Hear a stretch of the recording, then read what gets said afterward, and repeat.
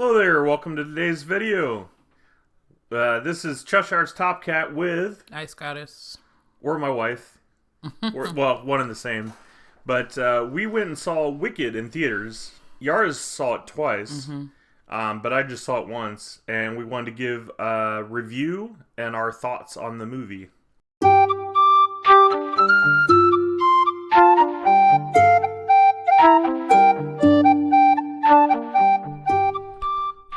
Yeah, so I saw it originally before it was technically on the wide release, and then I wanted to see it again just to give myself like a chance to like process and then kind of reevaluate some of the sections that like I felt like were really good.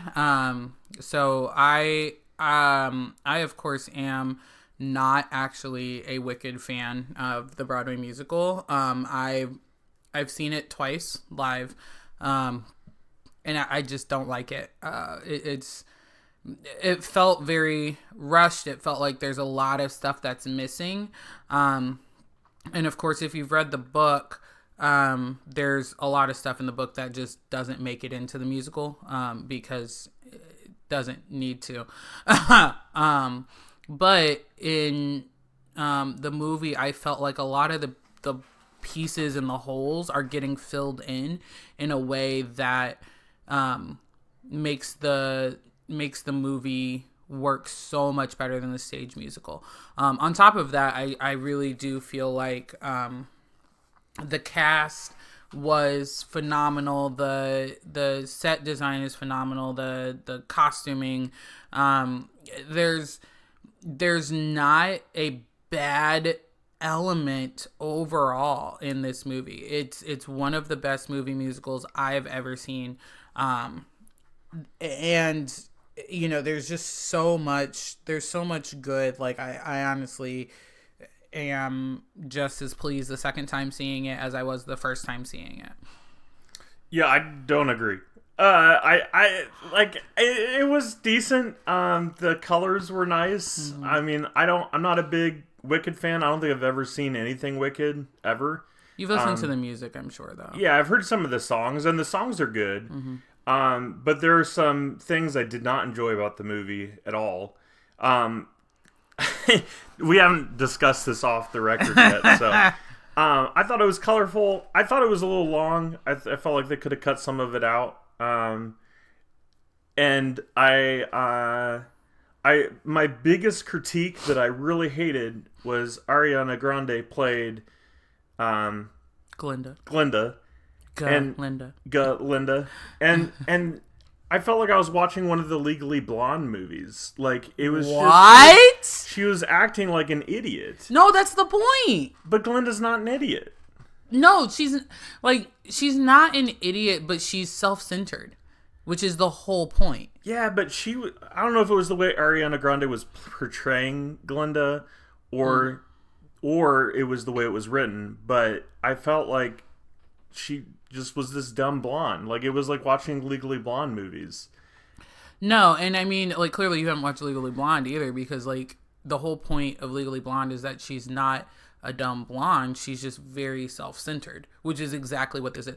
I think there's a difference, like, they're not... In either case, Legally Blonde or this, which I'm a huge Legally Blonde musical fan. Love that musical. I didn't know that. Oh my gosh, I love the musical. I don't like the movie, but I like the musical. But in both cases, you have women who are blonde, but they're not ditzy blonde. They're not just like airhead blonde. They are self-centered, and they make choices because it serves themselves, not because it's serving the greater good. Whereas in Wicked, I think that's kind of the whole point, is that she is making choices that are self-centered, and as the movie goes on, she's starting to realize, I need to make choices for the greater good, but then she gets trapped at the end. Did we say spoilers? Oh, yeah, I guess there will be spoilers, because we do want to go over some of the things, too. At the end, when Elphaba is singing Defying Gravity, and she's like, come with me, like, join me in revolting, basically, and Glinda chooses to stay. Like, that's in that particular case, that's one of the moments where she is truly fighting between herself of, do I choose this to stay because I don't want to support my friend, or am I choosing this because it's self-serving? And even though it hurts her, she's choosing because it's self-serving. How do I get the thing that I want? If this ruins somebody else, I don't care because I want this thing. That to me is not being a dumb blonde. That's actually being smart. She's just blonde. Yeah, that wasn't the part that made me think she was dumb. It was more like the lead up in... Oh, yeah, no. The lead up is supposed to be just kind of kitschy. Yeah, it just felt excessive and unnecessary. No, I thought it was great. Yeah, well, that was my biggest critique. She didn't seem... Like, there was moments where she seemed intelligent, but a lot of times she was just kind of stupid, and it was aggravating. Yeah.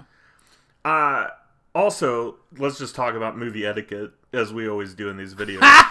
I'm sorry, but, like, the movie theater was packed, first off. So, when we got there, I mean, there was no way to get concessions and get on time to the movie. Which, okay, so, like, I'm just gonna shade them. Regal and Carmel, what on earth? That was stupid. Like, the line was out the door. The line was out the door. There were people still buying tickets, which I get. But usually they have both sides open from the ticket counter. So, like, you know, they're kind of still, like, set up kind of like old school movie theater style, where you have the ticket counter kind of closer to the door, and then you go around it, and then you get to the concession stand. Why did you funnel everyone to the same spot? You got concessions running super slow. There's just one giant line. We're trying to push through people. And we got there at 2 different times. By the time you got there, there were less people. Oh, really? There were less people. That was dumb. That was dumb. And that is a Regal Cinema. That was a mess in Carmel, Village Park number 17. Like, way to call them out. I don't care. That's awful. Yeah, it was pretty bad. I don't know if they were understaffed or... They clearly weren't. There were like 5 people behind the counter. What were they all doing, though? Because I mean, they so when, I don't know if you noticed, but like when we had to cut through the concession stand line. Yeah, because our theater, they let us in on the right side, and our theater was on the left side. So you have to walk through everybody? Yeah. Make it make sense.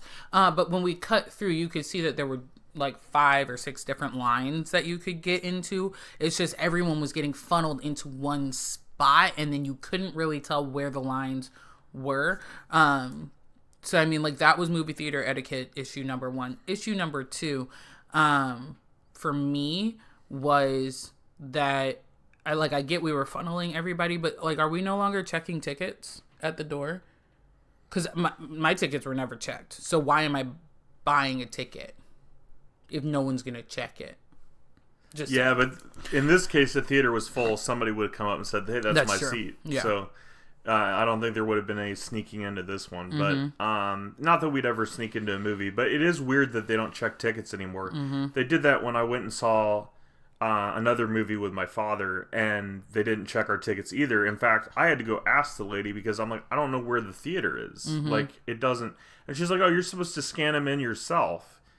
And I'm like, since when? Like, I mean, I guess I don't go to the theaters often enough, but I was supposed to scan on some machine, and it was supposed to then print out and tell me where to go. But she did it for me. She was nice at that theater, but you know, when it's that busy, it's not like you can ask anyone. Yeah. Did you find a machine to scan in, or I couldn't get to the thing. So you just did it on your phone? I mean, I bought the tickets on my phone. Yeah. So yeah. I never checked in. Oh, okay. Like, but I mean, I bought the tickets on my phone, but like when you got in there, like you couldn't get to the ticket counter. Like there were it was too many people. It was so confusing. I needed like somebody to direct. I mean, people were letting people in the side door, like the door that's technically the exit that has no handle, so you can't come in. Like it was a mess. It was a mess. Yeah, yeah. One thing too, like, this is not a major complaint, but it's still a complaint. Like, you get in, you sit down, you stay sitting, and then you don't need to talk during the trailers. Like, I understand the trailers are not the movie, but I personally like seeing the trailers and seeing what's out was coming up. Like, I saw the Lion King trailer. That looks trash, by the way. Well, the real reason it looks trash is because the Lion King has no facial expressions. But also, it's a trash story. I don't know. So I guess we won't be seeing that till it comes out on Disney Plus. That part. But and then during the movie, we had this little stupid kid behind me that kept talking for the first 30 minutes. Yeah, she was talking a lot. And finally, after 30 minutes, I just lost it and went, shh. And then her mother started shushing her. But why does it take a stranger shushing your child after 30 minutes into a movie for you to then realize, oh, maybe my child shouldn't be talking out loud? Yeah, I mean, I know I was getting bothered by the folks down the way, even though they weren't blocking our view. But there was a group of folks, a family, I assume, that was standing during a good chunk of the pre-show, and then as the trailers were starting, they were still standing. And I was like, why? And I know that they were in two different rows. They were trying to talk to each other. Okay, but like, if y'all are, can y'all like go out to dinner or something, like before, after, whatever, to catch up? I don't know. Like, just the standing and doing the talking over the seats, ridiculous. The little kid behind us was definitely driving me nuts, but like not enough to probably about the, I didn't even hear you shush her, legitimately speaking. So your shush to me was probably not even that loud because I didn't hear you. But I felt that it was definitely a, like, if I was even in my classroom showing a movie, which I show movies to my kids at school, I shush them. Like, movie theater etiquette, like, shut your mouth. And it was very obvious that this kid has not been taught to be quiet. And I think part of it is because, I think I said this last night, but we watch so many movies at home nowadays. And so it's easy for people to just talk at home because you're in your own space. But I think people forget that doesn't apply when you go out to a movie theater. And I also don't think that this kid necessarily understands how loud they were. Well, I mean, it didn't help. We were directly in front of we were directly. Like, if we were a couple seats away, maybe it wouldn't have been as big of a deal. But. Yeah, but it was also asking questions where, like, there was one, I think it was during Dancing Through Life, which is by far my favorite number in the whole movie. But and she goes, wait, no, why are they? And I was like, shut up and watch the movie. You will find out what happens in a second. Like, just shut up. Oh my goodness. Like, I just, I hate when people ask questions, like, before it, like, if you shut up and watch the movie, it'll be fine. Yeah. But back to the movie. So it starts off with them finding out the Wicked Witch of the West is dead. So in the future, or present day, I guess, is what it would be.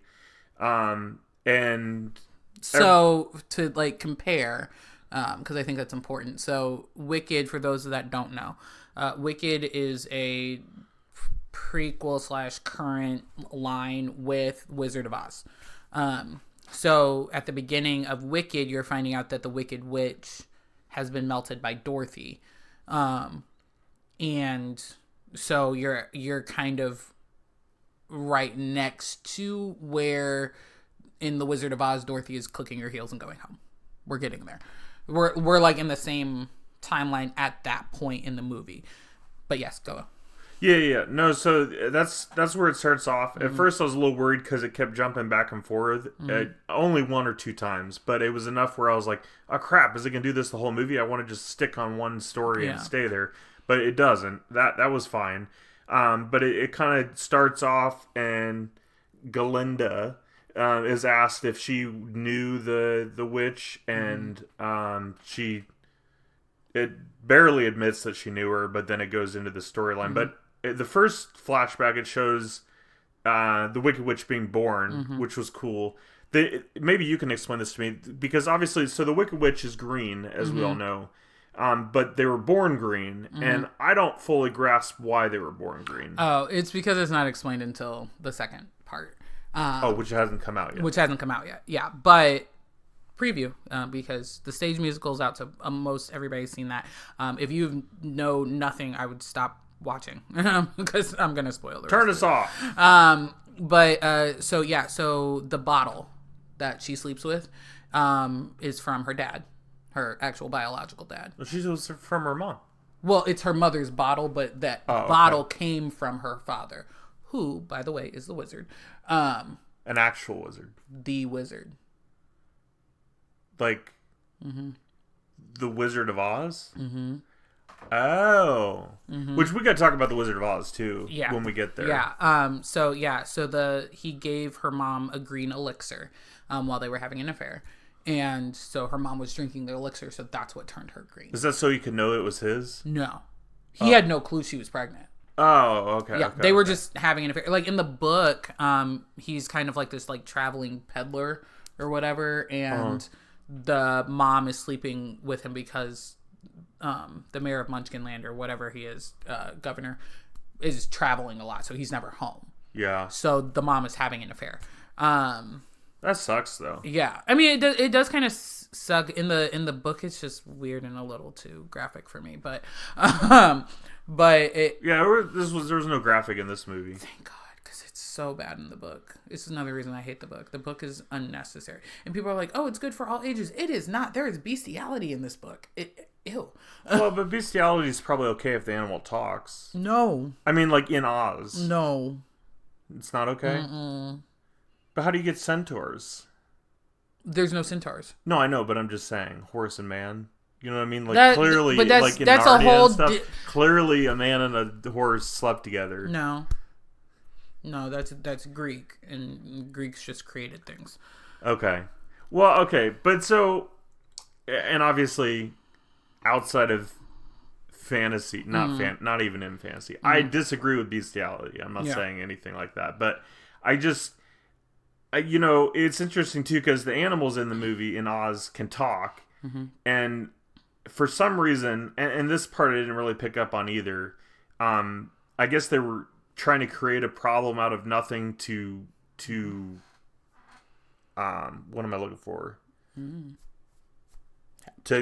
You know what this means, right? No. They know what it means. I don't think they do. to togetherness. Oh, they were trying to create a level of separation. Well, separation from the animals, but build the people to have a problem to hate on. Oh, yeah. Which the wizard says. Like, he's he's like, the way that you bring people together is give them the same enemy. Which, interesting. But, yeah, no, so the animals in Oz are, they can speak more in, like, the fantasy sense of they can speak and communicate and stuff. And Dr. Dillamond, the goat professor, played by Peter Dinklage, by the way. You didn't know that? I didn't know that was Peter Dinklage. No wonder I liked him. Yeah. Game of Thrones. Woo!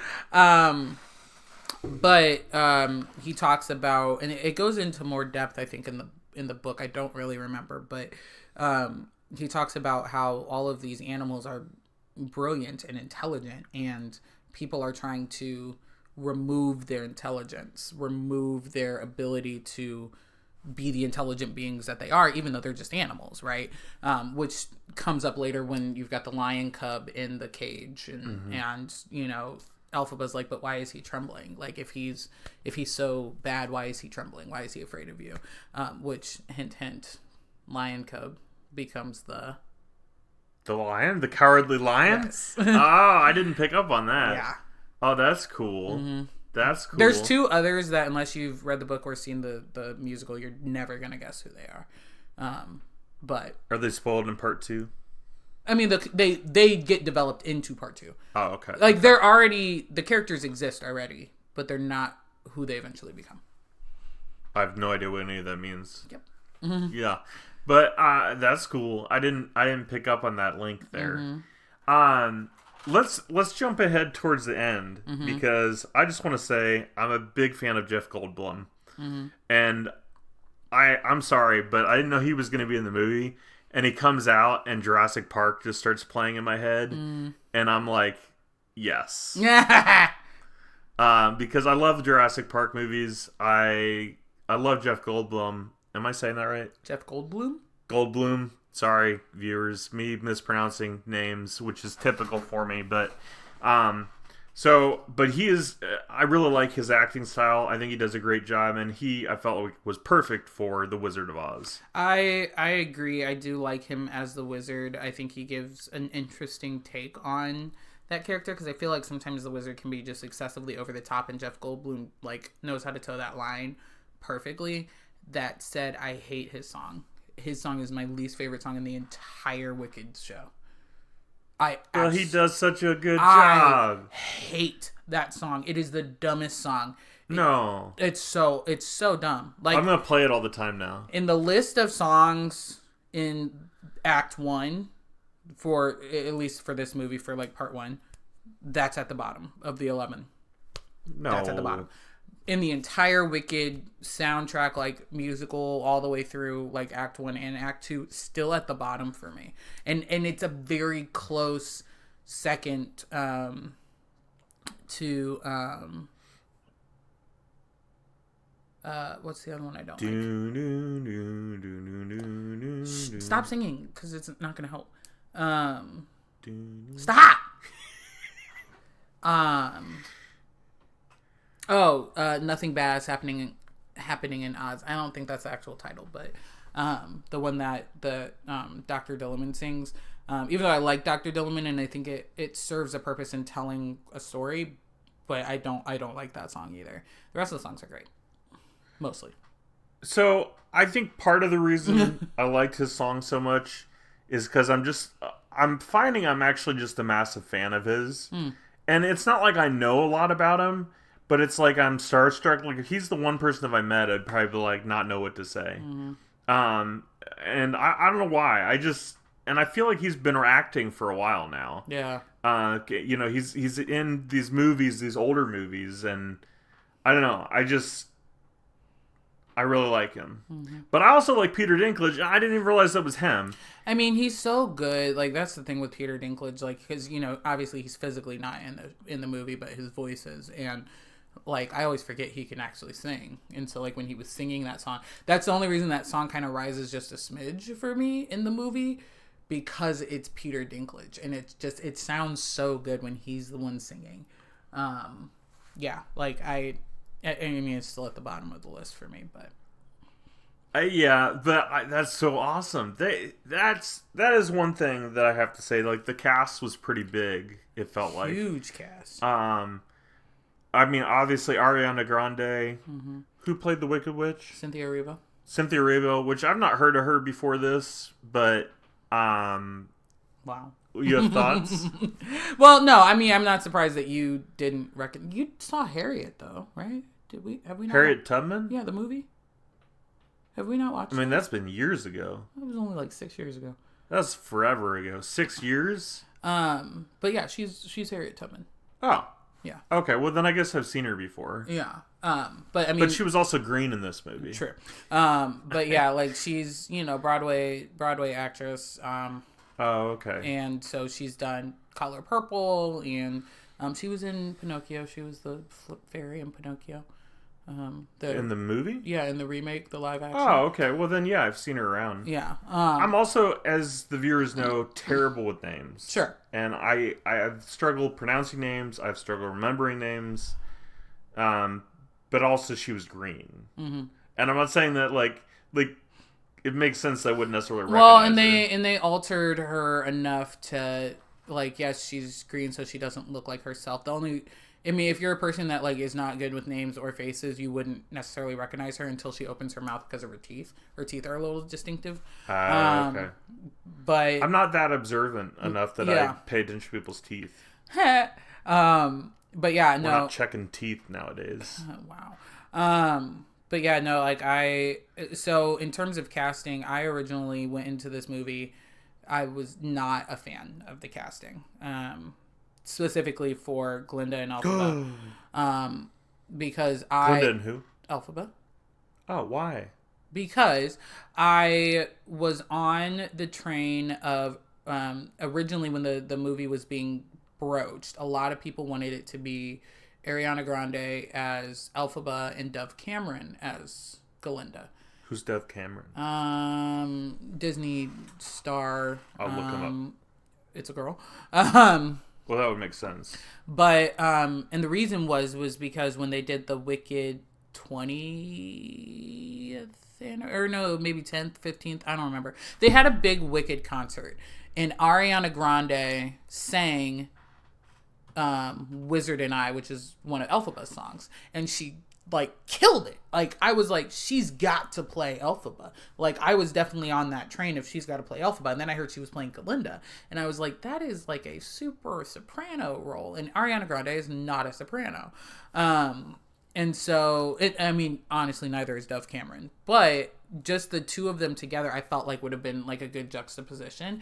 And then like after I saw Wicked the first time, I was like, she has surpassed my expectations, so I am okay with her being Galinda. I still think her high notes were trash. Oh really? Yeah, I mean, I think your one critique of the movie. No, that's not my only critique. But like, especially like at the beginning where she's like, no one mourns the wicked, and she's doing all those like operatic high notes. They're awful. They're absolutely awful, which leads to the best cameo in the whole movie, which you wouldn't have caught, but I caught it immediately. So they brought back the original Elphaba, Kristen Chenoweth and Idina Menzel. And Kristen Chenoweth covers Ariana's mouth. And I actually, first time I saw it, I applauded because I was like, thank you. Her high notes are awful. I can't stand it. So it was perfect for me. It's not the reason that she covered her mouth, but like I just thought it was hilarious. I was like, yes, thank you, cover her mouth. I mean, I remember seeing the part where her mouth gets covered, but I had no clue that was original cast. Yeah, so that's the original Galinda. In the movie? In the stage show. Was there a movie before? No. Oh, this is the first time. This is the first movie. Oh, okay. Yeah, they've just had the stage show, and then that's been on tour for years. And then various concerts and stuff where they usually bring back the main cast. But yeah, so I thought it was a perfect way to honor them, especially so Stephen Sondheim, who also has a cameo in the movie. He's the one that says the wizard will see you now when they're going into the palace. He's the writer. Not Stephen Sondheim, Jesus Christ, Stephen Schwartz. Oh my gosh, that's bad. Yeah, I'm rubbing off on you. But he was like, okay, how do we get them to have a cameo when there is no song? There's no song for them. And you know, Ariana and Cynthia, they insisted that Kristen and Idina were in the movie in some way. And so they wrote a new song for them, which is the song that the wise ones sing. So it kind of plays on the fact like a long time ago, there were these mythical wise ones. And so those are the two originals. Oh, okay. Which I think is kind of a nice way to honor, like, you guys were the originals and you contributed so much to make Wicked what it is. So you get this kind of fun little jolt. That is cool. And then, of course, they both have their... so Kristen Chenoweth kind of push out this idea of these high notes that Galinda sings all the time. And so she gets to have her little high note in that. And then in Defying Gravity at the end, you know, the Wicked Witch has the thing, which Cynthia's didn't sound like that. But the original sounded like that. And so Idina got to have her moment as well. Except it doesn't sound like it used to 20 years ago because she's aged. But so yeah, they're both in the movie. Also, Galinda's parents, when they're dropping her off at the university. Galinda at that time. The mom was the original Broadway or the original West End Elphaba. So they worked in the original Elphabas and the original cast in varying ways, the author and all that stuff.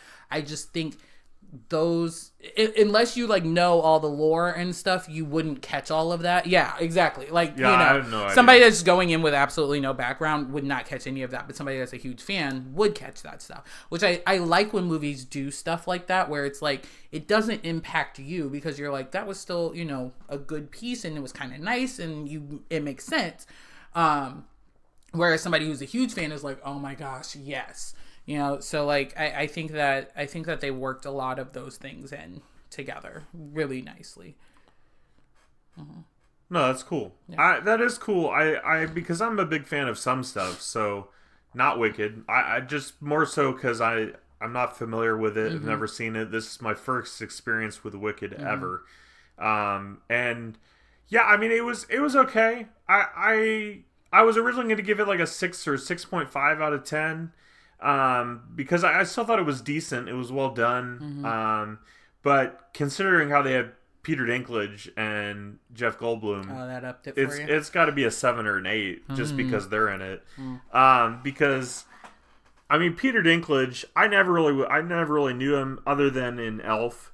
But I never really knew him outside of Elf until Game of Thrones. But he does a really good job in Game of Thrones.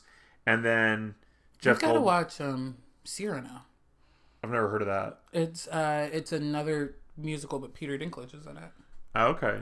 So, and I've been playing around with watching it because I was like, I didn't even know Cyrano was a musical.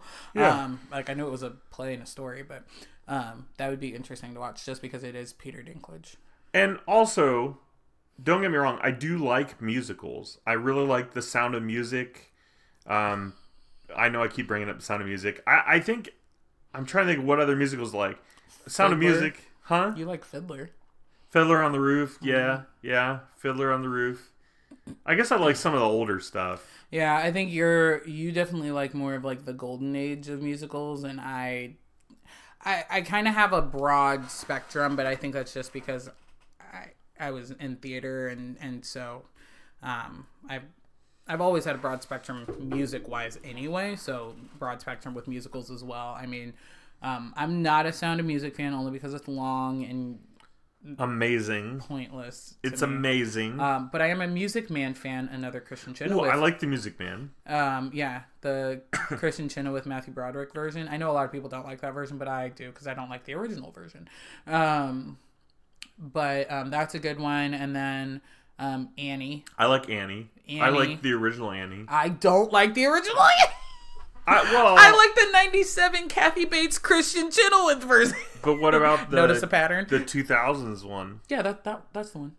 No. That's the one 90s. that came out recently. Oh no, not that one with Cameron Diaz. Oh gosh, yeah. I haven't even. I can't do it. I haven't watched it. I haven't looked at it. I did watch it. Oh, why would you do that? Because it's Annie. You got to watch all the Annies. No. We're going to have an Annie marathon. Oh, God, no. Annie. I will say Carol Burnett as the original Miss Hannigan. Fire. Love that. And I also love Kathy Bates as Miss Hannigan as well. That's actually, like, if I got back into theater, that is a role that I would actually like to play as Miss Hannigan. But... I'm just looking. Oh, I like Newsies. Oh gosh, yes, like Newsies. A lot. Stage or movie, like both of those are good, except the one that we saw this summer. I've not seen Wonka. Haven't seen Wonka. I want to see Wonka. Color Purple is a good musical. It was not a good movie. Cinderella, yes, Roger and Hammerstein Cinderella with Brandy and Whitney Houston, best '90s anything. Like yes, I haven't seen Dear Evan Hansen, but I know all the music. No, yes to The Wiz. Yeah, there's a lot I haven't seen. I haven't Cats seen is trash. Oliver, I don't think I've ever watched the whole thing. I've watched. Maybe I've seen it once. I've watched twice. Oliver, and then my high school did it. In the Heights, not the movie is not as great as I would like it to be. But I do like the show. Oh, you like this one? I love Hamilton. I haven't seen Hamilton. Footloose is not a musical. I'm sorry, it's not. It's not a musical to me. It's not even worth it. Grease. Oh, I forgot about Grease. I don't like Grease. Bless you. You like Grease though. Yeah, I've only seen it once or twice. Oh, okay. It's okay. And I've seen movie and stage, so but yeah, no, Grease is just one that I also like random obscure musicals like Xanadu. That is I've never heard of that. Oh my gosh. I'm going to have to make you watch the bootleg cuz it's funny. I love it. It was the first musical I ever directed. And it's a roller skate musical, but it's so stupidly hilarious. And if you know anything about Greek mythology, that makes it even better. I've not actually seen the movie, although I know it. The stage musical makes fun of the movie and makes fun of a lot of like the Greek movies that were coming out in the 70s. So yeah, like that's kind of why I like Xanadu, but it's also a short one. It's only 90 minutes with no intermission. So what would you rank Wicked? Oh gosh, 10 out of 10. Really? Like absolutely 100%. There's even with like the small issues that I have, like they did it right. They did it justice. They made it better. I think for me, what tips it to the 10, because, you know, originally I came in, I was going to hate it. What tips it to the 10 for me is that there is so much emotion and like a through line of heart in the performances that just comes across on screen in a different way. I know I cried, I like bawled, like heaving sobs first time I saw it, right? But the second time I saw it, I still cried. I just didn't heave as much. But Dancing Through Life is my favorite of the numbers because of the duet that they have, the little dance duet they have, because, you know, and I keep that one, yeah. A lot of people are like, oh, it's because everybody's experienced that. I was like, no, not everyone has experienced something like that, but I have. Where, you know, you think the person is, you know, finally becoming your friend, or at least being nice to you in a way that they wouldn't harm you to embarrassment. Is it Rachel? No. Sorry, go on. But I've had that experience multiple times where, you know, you think you're about to walk in, and not that, you know, everybody's just going to love you, but that, you know, people are at least for once not going to stare, not going to judge, not going to whatever it is. And then everyone judges, everyone stares, in your experience. Right. And you become the laughing stock. But for one person, even though it was the person that put you in this position, for one person to step forward and say, you know what, I was wrong, let me fix it by joining you in whatever the move is. That moment just hit so hard. And the first time I watched it, I was like tearing up, of course, during that, because I was just like, oh gosh, this is beautiful. I thought the emotion in it was just so well portrayed. The way that they shot it just love it. But what got me the first time I saw it was when they get to a point where they're both like kind of like standing with their arms kind of around each other, and the tears are like coming down Elphaba's face, and Glinda says, "It's all right." Lost it in the theater. I was like, and there go the waterworks. Like it just, like that part of her saying it's all right to just let your emotion go. So good. Second time I saw it, I did not cry as hard, but I was definitely crying during that, because it's just, I was like, I'm not going to cry this time. I am not going to cry this time. I am not going to cry in the same spots that I cried the first time, because I know they're coming, and I still cried. I cried during Wizard and I, which is what I cried during the first time, and I cried in Dancing Through Life. I did not cry at Defying Gravity this time. Managed to hold it together that time. But like, Defying Gravity was also just a good one. I think those are I think that's kind of everybody's top three. But Wizard and I, Dancing Through Life, Defying Gravity are my top three songs, top three moments in the movie, because of how they were shot, because of how they're put together, because of the emotion that's conveyed through them. Just fire. So what's hilarious is that was one of the parts I thought they could have cut out because it went on for so long. The Dancing Through Life one? No, the dancing together. Like, no! I was like, it's only 2 minutes. It drags on. No, it doesn't. Like, so it's just fascinating, the difference in views. That's also not and opinions. Not in the musical. Okay. Like, it happens, but it happens like super, super fast. So you're missing the thing that creates the friendship, right? In the movie, I felt like it needed to go on, because in the stage musical, it goes so fast. You're like, how did they even become? How did we get here? This one, it just, it rounded it out and it gave them more. Now, the part that I do think they could have cut down on, even though I do like that song, I love the costuming. When they go to the Emerald City, One Short Day was one day too long. One Short Day. Which part was that? When they first get to the Emerald City. Oh, okay. And they're walking around. I mean, I liked seeing the Emerald City, like all the different. That song is much shorter in the show, and of course they added the piece for Indina and Kristen, which I do think was needed. But because they added that, I felt like we could have cut some other parts of the song. Yeah. Because I mean, they cut Nothing Bad down a little bit, and I feel like there's another song that they cut out or moved. Oh, I'm Not That Girl. I do love that song. I love the meaning behind that song. Thought they could have cut that out, even though I love that song. And Cynthia, fire. That was another moment I cried. But wasn't that the beginning? Mm-mm. Oh. No, it's when... What song was she singing at the beginning when she got to the school? That's Wizard and I. Oh, okay. Yeah, okay. That one's really, really good. Yeah. And it has a lot of nods to Judy Garland in it. Now, to be fair, I think part of the reason I felt like the movie was too long was because we went during lunch and we didn't eat lunch because we couldn't get to the concession stand. Yeah, we were gonna have popcorn and stuff. So I think that's part of my issue with the length, because 2.5 hours is not too bad of a time length. What was it rated, by the way? PG? I think it's only PG. Yeah. I mean, if anything, if they... It was just PG probably for the monkey, the yeah, I was going to say that would be the only thing that would, like, even remotely tip it in that direction. There's nothing really... I do want to see part 2, if only to find out how the monkeys go from chasing her to serving her. Like, that is, like, my one really intrigue. Plus, I like if the cast, if any of the original cast are in the second one, which I would assume some of them are. I think they got all. Is the Oz not in the second one? The Wizard? Yeah. Oh yeah. I mean, like, that's what I mean. Like, I thought you meant like the Broadway cast. Sorry. No, I don't care about the Broadway cast. I don't know anything about them. So I don't know. So I might go see the second one. We could do another review. But you got anything more to say? Go see it.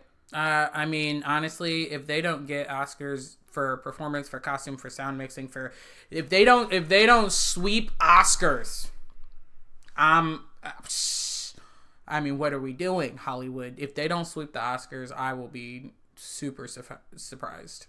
What's the box office doing? So I was looking up the box office. So criticism for its runtime. Interesting. It has grossed 194 million worldwide on 150 million budget. Wow. But that was. I mean, it's just been a week? Yeah, or 2 weeks? 2 weeks, yeah. So 194 million worldwide on 2 weeks. I mean, they're doing better than Gladiator. Yeah. I mean, I think I thought it was going to be a lot more than that, honestly. But it's only been out 2 weeks, so I think overall they're gonna have a huge box office. But yeah, I think it's definitely worth seeing.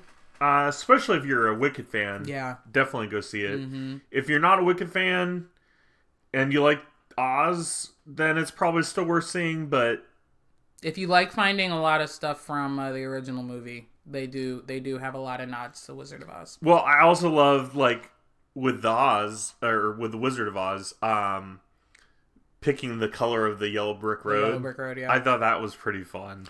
Yeah, there's a lot of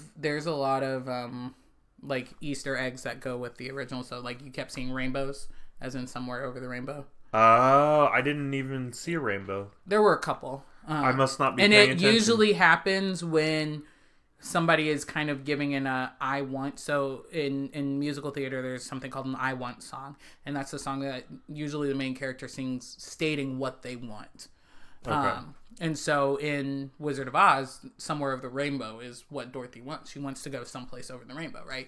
So when Elphaba's singing Wizard and I, there's a rainbow in the background. Okay. When they are in Oz, there's several rainbows.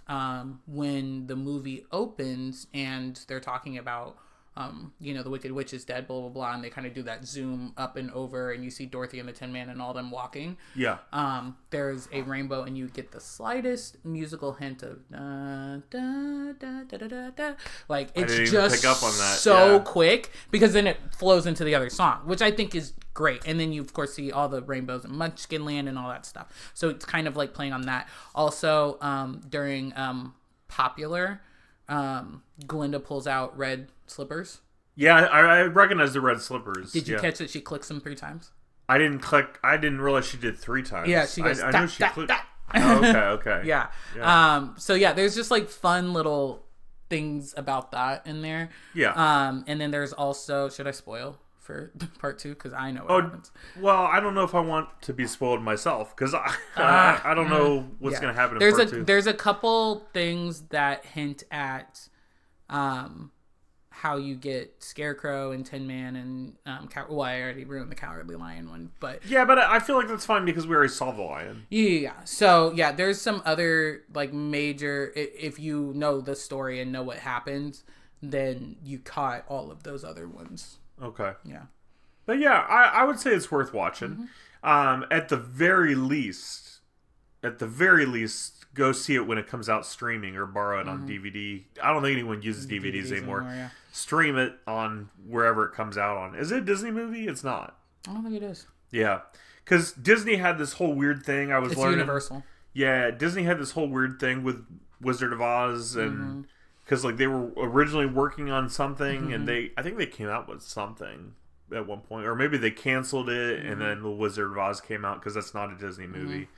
So... Oh, that was the other thing. The cue cards, the title cards were the old ones.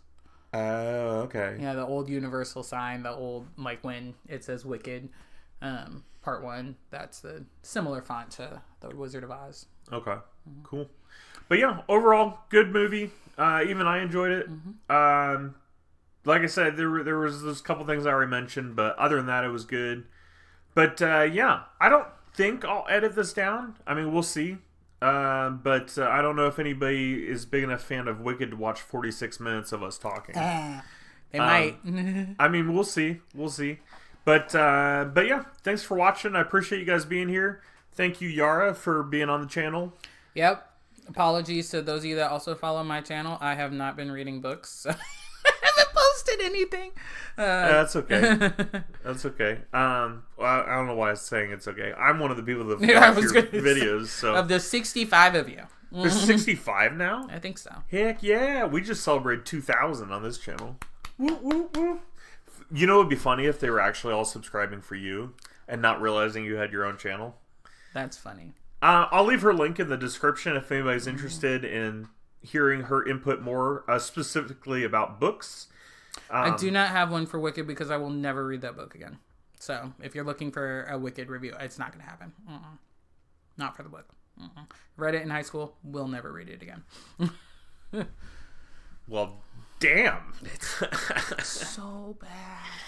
It's so bad. All right. Well, I think we'll end things there, but I appreciate everybody watching. Leave a like on the video if you enjoyed. Subscribe if you are new, and I will see you next time. Bye! Bye! Bye! Ribbit.